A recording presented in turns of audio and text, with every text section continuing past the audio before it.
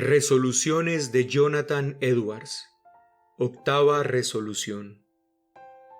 Resuelvo actuar en todo aspecto, ya sea hablando o haciendo, como si nadie hubiera sido tan vil como yo, y como si yo hubiera cometido los mismos pecados, o tenido las mismas enfermedades o fallas que otros, y que yo permitiera que el conocimiento de sus errores causara nada que no fuera vergüenza en mí, y mostrara solo una ocasión para confesar mis propios pecados y miseria a Dios.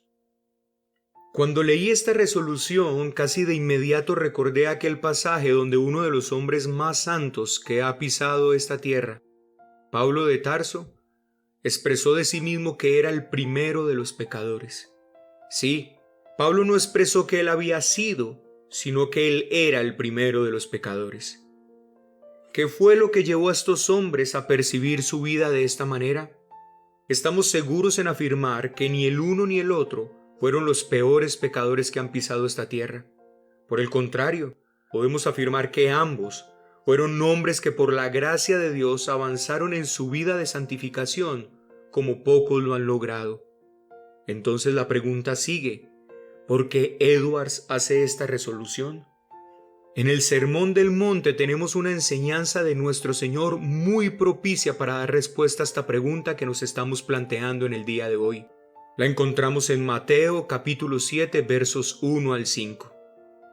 No juzguéis para que no seáis juzgados, porque con el juicio con que juzgáis seréis juzgados, y con la medida con que medís os será medido. ¿Y por qué miras la paja que está en el ojo de tu hermano y no echas de ver la viga que está en tu propio ojo? ¿O cómo dirás a tu hermano, déjame sacar la paja de tu ojo, y he aquí la viga en el ojo tuyo?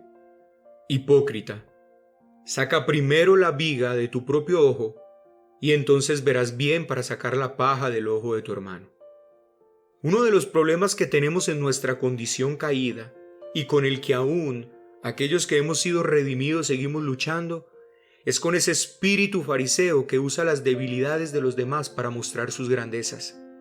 Noten lo que estoy diciendo. Como cristianos no estamos entregados a ese pecado, pero ciertamente que luchamos con él.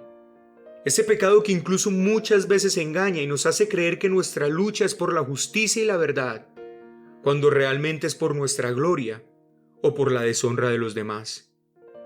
Yo personalmente creo que esta es la consecuencia de la promesa mentirosa hecha por el diablo a Eva allí en el Edén: seréis como Dios.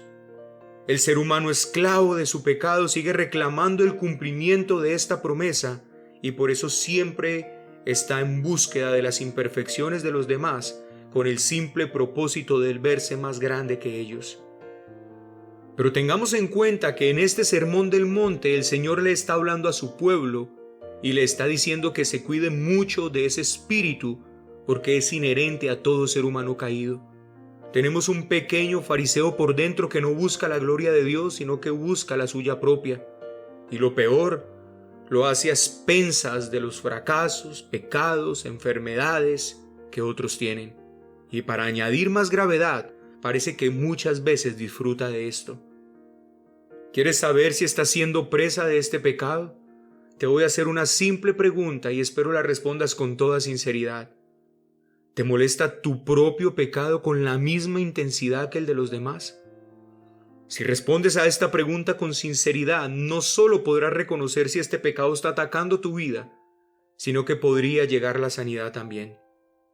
Si ante el pecado de los demás tus reacciones son pecaminosas, si las injusticias que los demás cometen te generan un sentimiento prácticamente de odio, no solo hacia lo que las personas hacen, sino hacia la propia persona. Si usas el pecado de otra persona solo para mostrar lo baja que es, y si haces todo esto mientras ante tu pecado eres indulgente y suave, y no te llegas a odiar a ti mismo como odias a otros que hacen aquellas cosas, entonces tienes este mal corriendo por tu interior. No estás verdaderamente preocupado por la verdad y la justicia, sino que tu compromiso es bien serio, pero con tu propia gloria. Así lo hacía el fariseo, que cuando vio el pecado del publicano, se paró sobre él y fue la plataforma que él usó para verse grande ante los demás. La debilidad y el pecado de otro fue lo que usó para catapultar su grandeza. Hermano cristiano, nos urge hoy tener un entendimiento correcto del pecado, la justicia y la verdad. Y seguro que cuando así sea, podremos hacer la misma resolución que hizo nuestro hermano Edwards. Percibiremos, no a otros, sino a nosotros mismos como los hombres más viles que nunca han existido. Podremos decir, oh no, Pablo, tú no fuiste el primero, yo soy el primero. Cuando usted y yo nos dediquemos con todas las fuerzas de nuestras almas a mortificar el pecado que está en nosotros, no solo va a quedar poco tiempo para estar buscando el pecado en los demás, sino que cuando lo veamos en otros, nunca será tan grave como el nuestro.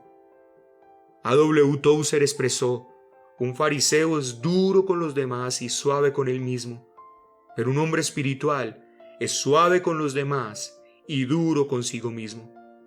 Quiero hacerte, hermano, la invitación a que juntos tomemos la resolución de este hermano. Roguemos al Señor para que nos deje ver cuán grandes son aún nuestras debilidades y así poder dedicarnos a quitar esa gran viga que aún está en nosotros. Y una vez hayamos hecho este difícil trabajo de mortificación, seguro que seremos aptos para ayudar a otros hermanos a luchar con sus propias debilidades. Que la debilidad en otros entonces no sea lo que usemos para hacer ver cuán grandes somos, sino que podamos ver el pecado en otros y saber que nosotros estamos necesitados de la gracia de Dios y que sea la oportunidad para ir en búsqueda de perdón y poder encontrar en Él la gracia para ayudar a otros en su difícil caminar cristiano. Amén.